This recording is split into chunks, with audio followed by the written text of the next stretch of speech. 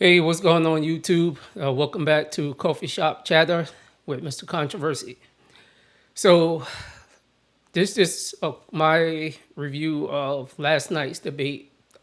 I don't know how many people actually watched it, how many people didn't, how many people felt it was going to be a waste of their time. I personally found it quite entertaining. It didn't go the way I guarantee a lot of Democrats thought. I personally think that some of the things that uh, President Biden was saying, as far as you know, former President Trump sleeping with Stormy Daniels, all this stuff, they thought they was going to get him last year. Was it 2020? He would have took the bait, and he did. This time, he did not take the bait. He actually turned the tables on President Biden. He got President Biden out of character.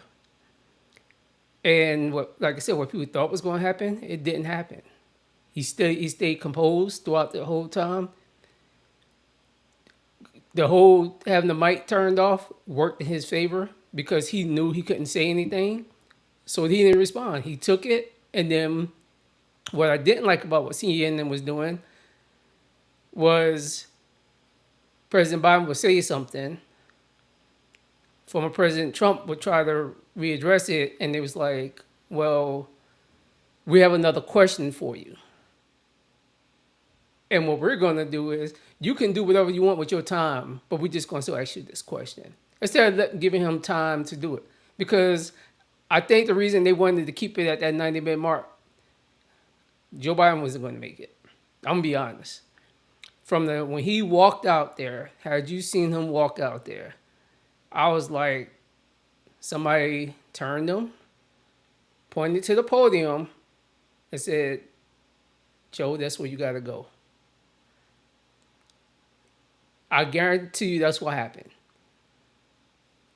But needless to say, we just going to just jump in. Pretty much this is how the night went last night, and you can see for yourself. That $2 trillion tax cut benefited the very wealthy.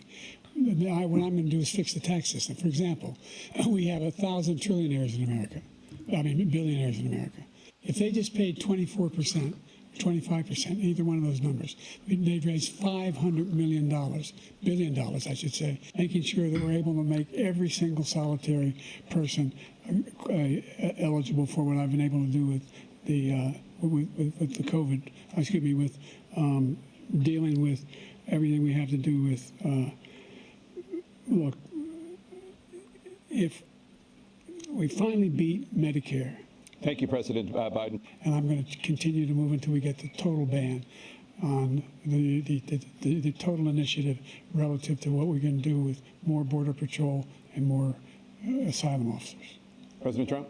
I really don't know what he said at the end of that sentence. I don't think he knows what he said either. I guarantee you, then that whole damn gaffe. This was every Democrat across the world.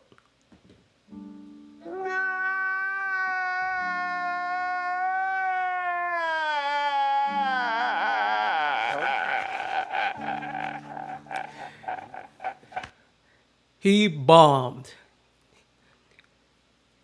He challenged President Trump to this debate because one, based off the rules, he didn't think he was going to take it, and he took it. And Trump was nailing stuff. Sometimes yes, he did detract away from the question, but then I noticed they kept re-asking him to make him answer it. But he tried to bring up stuff, things that were debunked, that CNN knew was debunked. And I don't know why they didn't step in and say, well, Mr. President, actually, that has been proven false. Because there's a lot of people who don't know better. When he was talking about he was disrespecting, the fallen soldiers and all that. I can tell you, as a retired veteran, almost close to 30 years, I preferred having when President Trump was in there. When Afghanistan was shutting down, I was there from 2019 going well into 2020. We were told that we were shutting down operations. So the people that was replacing us, there's things we had to do to put in order as far as cutting personnel. No, they don't need to. Pretty much is like, hey, we had 100% as far as manpower. They don't need to bring 100% because we know it's shutting down at this particular month.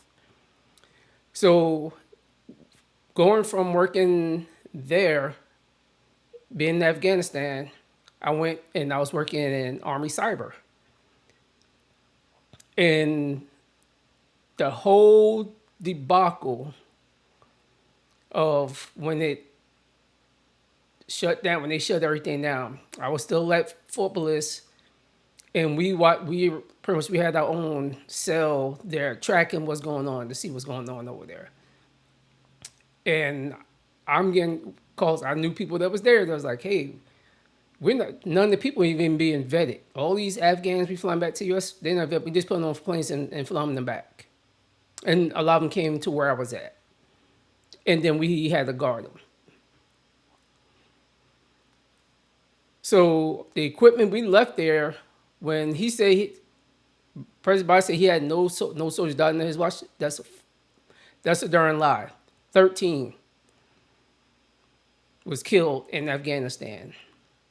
We left millions of dollars. If I can show you the type of equipment we left over there, and it's like stuff that we used. Everything that we used from missions, from vehicles, helicopters. I mean, we left everything. And what a lot of soldiers were doing was they was trying to save us. They was like ripping out wires, cutting wires, trying to take as much of his equipment because they were told just to leave it. But they were still trying to get it out of there on their own accord. They wasn't directed to do it. That was something they was doing on their own. So when I was in Army Cyber, we had a warrant officer because it was 82nd Airborne who was in charge of that operation of the withdrawal. They came there to brief our GO and to also brief pretty much all of the field grades. So we from major all the way up to 1 star, 2 star, 3 stars. They briefing us on what happened. And we sitting there like, what the F? Like, who the hell was in charge of this? Why y'all didn't, this is questions we asked them. And I think it was like, what could have been done better? Because they wasn't giving no timeline. They wasn't giving no directives. It was like, hey, shut it down. That's it. Get people out as you can. Then you had the civilians. We had interpreters who've worked with us for years over there. And you were just leaving them. So you already know what's going to happen. The Taliban's going to get them. The commandos that was there, what we was doing joint operations with, now they was left on their own. Taliban started kidnapping them and doing. They was already kidnapping them when I was there. So that was a big ass fumble on President Biden's watch. Now when you talk about the border, another fumble on President Biden. There was an executive order that was put in place that addressed the border. What happened? Day one, and he said he was going to do it. Day one, he rescinded that executive order. And when he did that, what he came on the news, started telling people they can come to the U.S. if they seek an asylum. All these people here is not seeking asylum. And like President Trump said, they're criminals, gang members, cartel, folks from the cartel, ISIS. Like I said, we had 8 of those caught. You had a large influx of people from China come here, talking about their economy. Our economy sucks. You know how many people we have out of work that can't find jobs or not making enough to survive? So they working like some people, and I give them kudos, working 2 and 3 jobs to feed their families. But in reality, this big debate to me, and it's just my personal thoughts on it, it was a dog and pony show. It was bullshit. That's that's literally my take on it. That's what it was. Because one, this is what I believe should happen. They're not going to have one in September. After this, oh, there will not be another debate in September. Right now, they run around look a bunch of chickens with their head cut off, and they're trying to find out how to get him out of there. So what they're probably going to do is try to get President, former President Obama, Clinton, Schumer, probably his wife, but she ain't.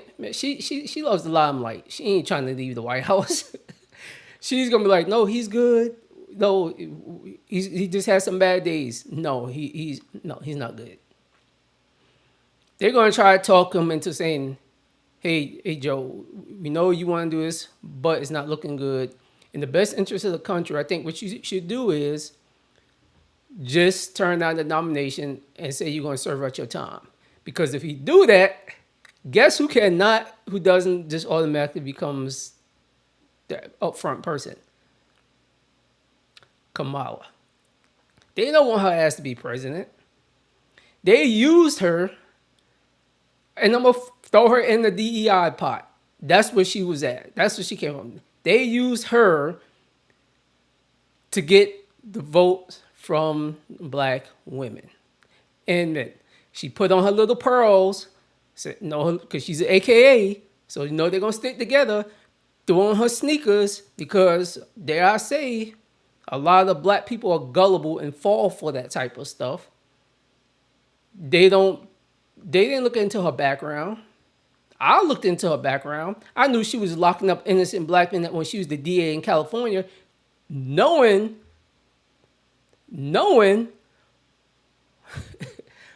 false evidence was being used.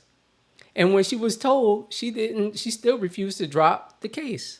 It took the incoming DA that replaced her to go back and then have the retrial and then have these guys released. Innocent folks she was just locking them up. But people don't never want to do no type of research. They just look at the color, and that's the problem with our people. A lot of our people, they look at the color of the skin of somebody and automatically jump on it.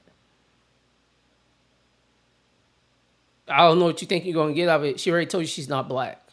She told you she ain't doing nothing for black. They're not doing nothing primarily for black people. When he got in there, just like when Obama got in there, what was the first laws they passed was for the LGBTQ plus community. On the Biden, then he came around, he did one for the Asian community because people was getting jumped on. But if you look at what African Americans, blacks, you want to call yourself Negro American, whatever you want to identify yourself as, the stuff that our people have gone through and hang-ins that still happen to this day, there's still sundown towns for the people who say it ain't. Go look at from that FedEx, the lady that works for FedEx that was told she couldn't go to certain towns because they're sundown. Arkansas has sundown towns. They still have them. But nothing was put in place. And then what they do? Oh, we're going to pass this Emmett Till bill that's been up there for how many doggone years? 10 plus years, I think. Finally passed that, but what they do? It really doesn't address nothing. But when you look at a lot of things that they were saying, where Bob was trying to take, pretty much he was saying, hey, I did this. He was trying to take credit. The employment rates, when COVID hit, unemployment skyrocketed because people couldn't go to work. You had all these things put in place that stopped you from going to work. And then when they lifted all these bans, all these things you couldn't do, people started going to work. So when they couldn't go to work, it was under Trump. When it was allowed to start going back to work and all the restrictions started lessening up, it went to Biden. Because I can tell you, as the military, we couldn't even go to work. We did not go in office. Jokers, we had to split it up where only so many people can be in a certain area. So if you had 10 people in your section, 5 will come in, so many days. It was like every other day. You had people coming in. Or you did hey, you come in the morning, we're going to come in the afternoon. But that's not the way it worked. So No, he did not do anything as far as unemployment. It was just people going back to work. But a lot of people don't pay attention to that. Same thing with all this stuff. Like there was three, what, a woman and two, 12, 13-year old that were legal immigrants issues you had. You had a legal immigrant take the flag off of someone's house and was then proceeded to beat up the guy who came out there to stop him. And then the police can't do nothing. They don't they catch and release. They damn bass fish. You arrest them, take them to jail, and then you release them with no bond. But let it be an American citizen. I don't care whether you white, black, Chinese, whatever. You are U.S. citizen, you got arrested. You are not getting out under a no bond, and we all know that. So there's a lot of things. Like I say, if you didn't watch it, which you don't have to watch it.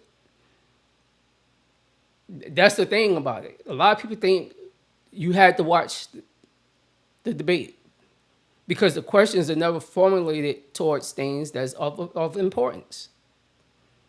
No one cares. I don't care about no damn misdemeanors that he's being charged, that he was getting charged with. I don't care about that. Why you didn't just focus, hey, this is things we're going to talk about. The border, the economy, these wars that's going on, what they project as far as what we look like, our military. Because whether you may not know it, but the army, well, I'll put it this way, the military force as a whole was being used as a political pawn by President Biden. And this is what was going on. So when COVID kicked out and this whole vaccine thing came about, under President Trump, he said, I am not going to enforce our military members to take this shot. So we didn't. SecDef, no one in the Department of the Army, as far as I can only speak for the Army chief of staff, no one, it was not mandatory. It was voluntary. If you wanted to take it, you take it. So that's how people was address it. Our numbers in the military were not that high. Yeah, we had a few people that had passed, but it was because of previous conditions. There was folks who had cancer, certain things that happened.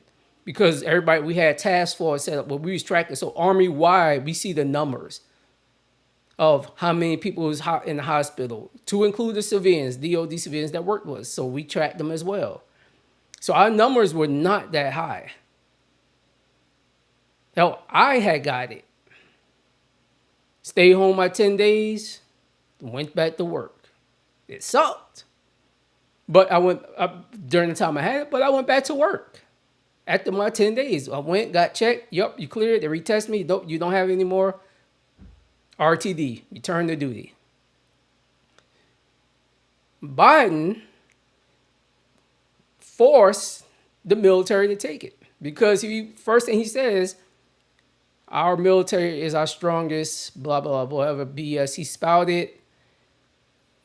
They had to lead by example. That's when not our leadership, but Army Chief of Staff, Secretary of Defense, all of them, they had to push down the pipeline, hey, this is the time that now everyone in the military has to take this shot. If they don't, they'd be chaptered out. And a lot of you probably knew about, a lot of soldiers. We lost a lot of soldiers. We lost a lot of senior officers, senior NCOs, who was like, I'm not taking it. It's not on, it was never on our list of shots that's mandatory. Things for us was like the flu, the hep shots. Those are mandatories that we take. But this one was something that just came out and they was trying to make it mandatory to use us. And a lot of us knew it. Literally, we had meetings about this. It's like, why the hell are we being used, in this whole political game when the military, we're supposed to be separate when it comes to stuff like that. You don't use us to try to get your general population to do something. So we lost a lot of soldiers either getting kicked out and a lot retiring. So now the recruiting numbers suck. They can't get nobody to come in the military. Their numbers is down, even to the point where I retired January 2023, January 1st. Around the 20th, I think it's the 24th, 25th, mid-month, somewhere around there of January, they called me and asked if I wanted to come back on active duty. Because a lot of people, my specialty, when we see how it was going, pretty much everything, intel folks. I was electronic warfare and cyber. A lot of us was like, you know what, we done. We're done. So we retired and we left. I retired, I had 28 years and 6 months. There were a lot of people retiring because of that. So when it came to this debate, like I said, you really don't even have to watch it. Just watch, compare what they did for the 4 years. What did Trump do under his 4 years? What Biden did in his 4 years? What the economy looked like? What the economy looked like? Balance the same thing. You oppose the same questions. If you got to write it down to come to a consensus to see what makes sense to you. But the problem is, there's a lot of people that get in their feelings. They vote emotional, like I've been saying. So irregardless, they will vote against their own self-interest and then they will complain later. Like right now, people's complaining, oh, I could barely make it. It's hard for me to get, groceries. I can't pay rent. The eviction rates is ridiculous. In Houston, ridiculous.